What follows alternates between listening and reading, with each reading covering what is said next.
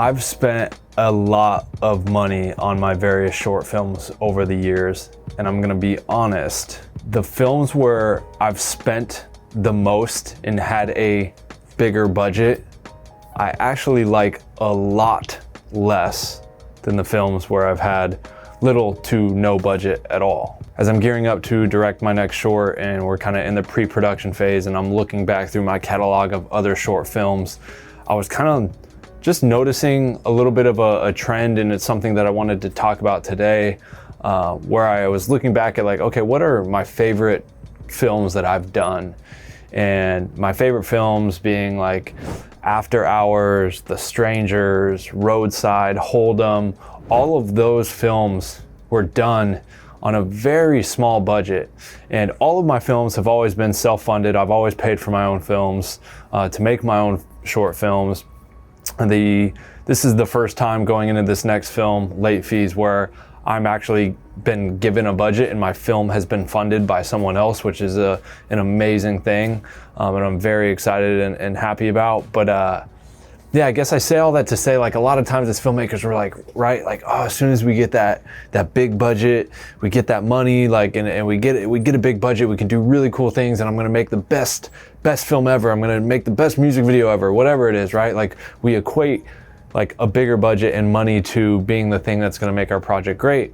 And I think it really, you know, if I'm being introspective here and looking back at my projects and my short films, it's really not. It's the story, it's how creative you get when you're working on a budget and you don't have a lot of money. Like, how creative is your story? How creative are the practical effects and the different things that you do to tell your story? And sometimes being limited on a budget makes you think outside the box of like, okay, we really could only shoot a film at one location with these resources that we have, blah, blah, blah. Let's come up with a creative idea around that. And then you do put together at the end of the day, like a great film or story with those limited resources. You put that together with those limited resources. And so I look back as I look at this list here: After Hours, Hold'em, Roadside, The Strangers, Convenience, Cat and Mouse, After Dark.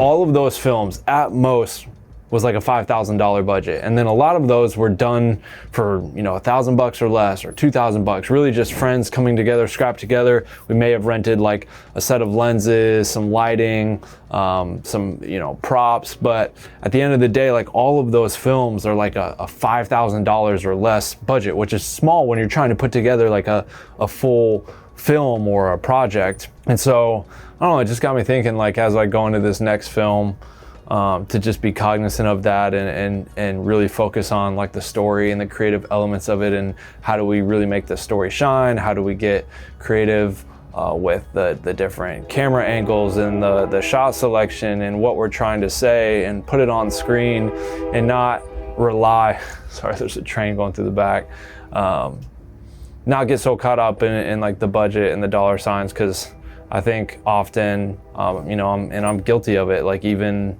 now, right? It's like, oh, like when I get that $5 million feature, finally I'll be able to make, you know, like a good, you know, film. And realistically, we could probably make a great film on $1 million or $500,000, because we would be resourceful and use the resources at our disposal and make it work within that budget and come up with an idea that works. Like, you go back and look at Paranormal Activity, and I think, you know, it's kind of a myth and an urban legend. Like, they say they made that film on $15,000, which is just like, it's hard to fathom and believe that. But if they really did make that film on $15,000, which is what is said to be true, I mean, incredible, right? Incredible. And it's really just a testament to like, okay, we have this house, we have these friends who are actors, like, I want to make this film, and they put something together really different and magical for on a very small budget. And so I think that's, you know, what we need to do as filmmakers and creatives, is not get so caught up in like, oh, I need money or a big budget to make something cool. When I get the latest camera, then my films will look like this. I go back and I even look at my two latest films, the Halloween short film I did, as well as the Cali Paluit, and those films were shot on the bigger, nicer, airy cinema setups, and with massive, expensive anamorphic lenses, and I even like go back to some of my earlier films and I'm like, I kind of like the way these look better, because when you start to introduce those bigger elements, you need everything else gets bigger too, right? The crew, the lights, everything that you need to handle that package and make that camera package work. You start to inflate other costs of the production, which ultimately slows you down, which maybe you don't get some of the shots that you wanted to get, or you're having to your hand is kind of forced and you just have to shoot it this certain way so you can finish on time. And so I say all this to say, like, if you're a young independent filmmaker and you're coming up, like, you can do a lot with a little, and don't get so caught up on the numbers and that as soon as you get the nicest, bigger camera, or you get a budget, that you'll finally be able to make something worthwhile or something good that can make a difference or an impact. And that's really what I just kind of wanted to like rant on today. And then to really close this out, I think it's just never quitting, never stopping. I've probably made over 15 short films now. Unfortunately, nothing has really stuck yet to where I've landed that next bigger opportunity, even though I believe my ideas are there, the talent is there.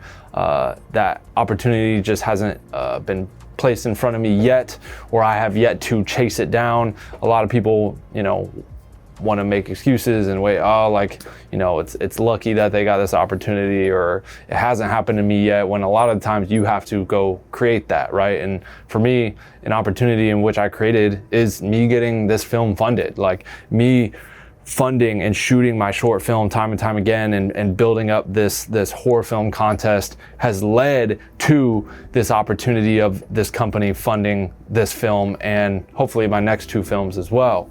So I think it's just a matter of consistently investing in yourself. And even though you might not see those results immediately, maybe you don't get the views you want, the attention you want, or the opportunities that you want on the back end or the heels of that project, I think it's important to just not give up, to not quit, to keep going, keep chasing your passion. And ultimately, you should be chasing a passion. You should be doing it for the right reasons. You should not be making these films or doing these projects because you want to make a lot of money. Like, you should be whatever it is that you're into, you should be in it for the right reasons. And I'm constantly investing in these short films and working on these short films and ideas because I do love it. I do enjoy it. It's a passion of mine, as well as like a variety of other things are. Yeah, I mean, that's really just, I kind of wanted to use this video to rant to you guys and maybe speak words of encouragement. Maybe you guys are in a place where this is resonating with you in some way, or motivates you to get up and go make a film. And if you do want to make a film, I would highly suggest that you wait until the end of this year, or towards the kind of third quarter of this year. I always launch a horror film contest, short film contest. It'll be my 6th year. I usually launch around September. And it's a really fun contest. We're gonna have another in-person screening event this go around. It's gonna be a lot of fun. The contest just keeps growing and getting bigger and bigger, and the talent and the films that are coming through this are really spectacular. And I think there's some really exciting opportunities for the filmmakers that participate in this contest and place in this contest in the years coming as this continues to grow. So yeah, keep an eye out for that. Make sure you tap back in around September. Keep an eye out for the Jakob Owens horror film contest. All right, guys, that's it for this video. Thanks for watching. Peace.